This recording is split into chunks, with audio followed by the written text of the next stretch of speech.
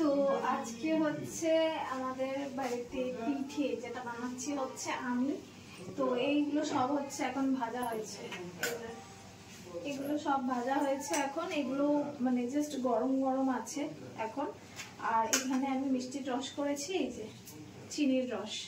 এখন আমার কাছে এটা নেই, দুধ নেই, গুড় নেই, নারকেল নেই, আরো রকমের পিঠে বানাবো কারণ সংক্রান্তি আসছে। আপাতত এখন বানাচ্ছে এই অনেক রকমের নাম আছে, আমি নাম অত জানি না, আমি একরকম বলছি, মা অন্যরকম বলছে। তো এখন হচ্ছে এইটা এই পিঠেটা আজকে বানানো হয়ে যাবে। এক সেট আমরা রাখবো, এক সেট মাসি আর মেশোকে পাঠাবো, আর আরেক সেট পিঠে দেখাচ্ছে।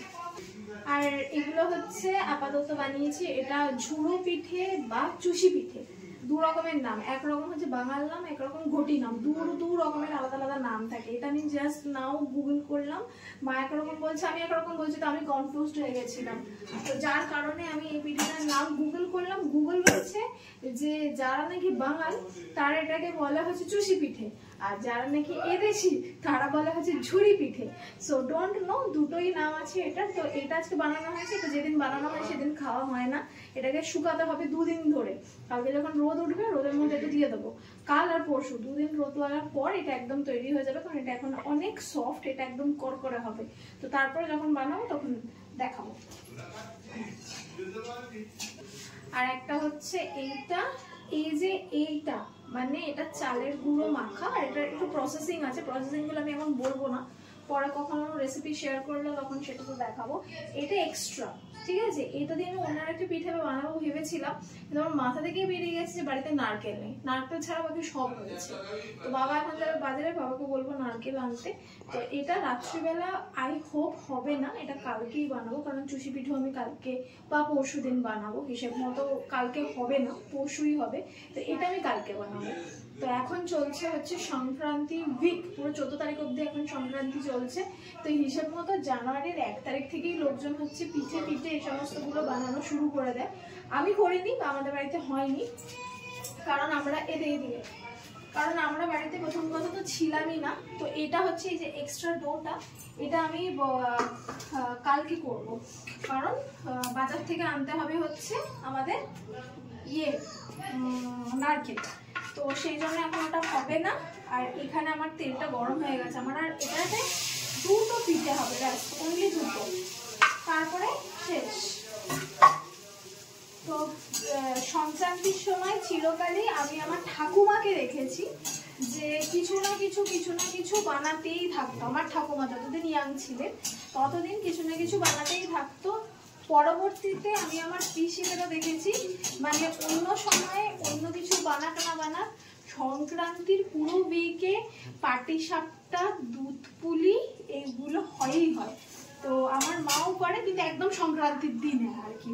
বাট যেহেতু আমার কাছে একটু সময় আছে না, আমি ভাবলাম যে এত রকমের ডিফারেন্ট পিঠে হয়, এত রকমের হিউজ ভ্যারাইটি, আর এটাই হচ্ছে তার জন্য পারফেক্ট টাইম। কারণ খেজুর গাছে খেজুরের রস থেকে শুরু করে গুড়, সেগুলো এখনই পাওয়া যায়।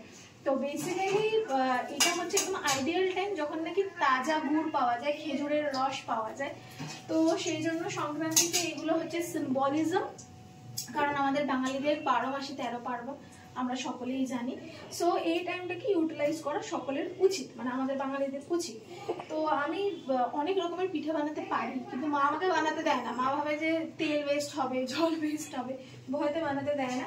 কিন্তু এবার আমি একদম ডিটারমাইন্ড, মাকে যদি আমি বলতাম, এই একটু আগে বেরিয়েছিলাম ওষুধ কিনতে, আমি আসার সময় চালের গুঁড়ো আর ময়দা কিনে এনেছি, এটা যদি আমি মাকে বলে দিতাম, মা আমাকে হারগিজ আনতে দিত না। এটা বলে যে গ্যাস নষ্ট হবে, তেল নষ্ট হবে। আমি কিছু না বলে নিয়ে এসে চটপট বানিয়ে ফেলেছি। এখন মা বলছে ভালোই বানিয়েছিস। আমি কিন্তু একটাও টেস্ট করিনি না, এটা আমি মুখে দিয়ে টেস্ট করেছি, এই ডোটা, ঠিক আছে, এই ডোটা যেটা দিয়ে নাকি এই চুষি হয়েছে, এটাও আমি মুখে দিয়ে টেস্ট করে দেখি। অনেকে এটাও টেস্ট করে দেখে মিষ্টি কিরকম হয়েছে, না আমি এগুলো টেস্ট করেছি। সো একেবারে খাবো, আমি টেস্ট করতে করতে রান্না করতে পারি না। তো যাই হোক, আমাদের এই আরেকটা তৈরি হয়ে গেল কথা বলতে বলতে। এগুলো কিন্তু মানে বেশি করে ভাজা যায় না, এগুলো কিন্তু হালকা ভাজা হয়। এই যে আমি প্রথমে যখন রান্নাটা শুরু করেছিলাম তখন আমি একটা বেশি ভেজে ফেলেছিলাম, কারণ তখন তেলটা গরম ছিল, যেটা নাকি এইটা, এটা একটু বেশি ভাজা হয়ে গেছে, একটু কালো মতো হয়ে গেছে। এদিকটা কিন্তু ঠিক আছে, এদিকটা এটা আমি তখন তেলটা গরম হয়েছে কিনা দেখার জন্য আমি একটা ছেড়েছিলাম, বাকিগুলো কিন্তু প্রপার হয়েছে। তো এগুলোতে কিন্তু বেশি পরিমাণে ওই দেওয়া যায় না, মানে আঁচ দেওয়া যায় না, আর খুব বেশি ভাজা করা যায় না। তো এগুলো যত কম ভাজা হয় ততই বেটার। তো চিনির রসটাতে, এই যে চিনির রসটাতে এগুলো কিন্তু ভিজে গেছে, সফট হয়ে গেছে। আমি এগুলো যেন তুলে ফেলছি, এখন আর লাগবে না। অনেকটা চিনির রস করেছি, যদি চিনির রস কম পড়ে তাহলে আমি আর চিনির রস আজকে বানাবো না। তার কারণ হচ্ছে কালকে ঝোলা গুড় আনবো, যেটা বাবাকে বলে দিয়েছে বাবা নিয়ে আসবে কালকে, আমরাও আনতে পারি। তো বাকিটা ঝোলা গুড়ি ভেজাবো, তো ওগুলো তৈরি করে রেখে দেবো। তো আমাদের মোটামুটি কমপ্লিট কোর্স। এটা আমাদের যাবে হচ্ছে ফ্রিজারে। আর এটা আমি লাস্ট একটা ডেকোরেশনে দিচ্ছি ওপর থেকে কেশর, যেটা প্রত্যেকটা পিঠের ওপর দিলে দেখাচ্ছি। সেটা ক্লোজ করো, কাম কাম কাম। এই যে এটার ওপর হচ্ছে কেশর দিয়ে দিয়েছি, আর এটা একটু ফ্ল্যাশ জ্বালিয়ে দেখাই। এই হচ্ছে এটা, এটার ওপর দেবো হচ্ছে কেশরি। কেশরটা কিন্তু খুব ভালো কেশর, মানে বেশ ভালো কালার ছাড়ে। তো কেশর দিলে জিনিসটা দেখতে ভালো লাগে। এই হচ্ছে ব্যাপার। তো জানি না কিরকম হয়েছে, খেতে পরে খেয়ে দেখলে বোঝা যাবে। ব্যাস, আর লাগবে না। আর এটার ওপর অল্প একটু কেশরের কিন্তু টেস্ট হয়। যারা ভাবেন যে কেশরটা জাস্ট ফর ডেকোরেশন, সেটা কিন্তু নয়।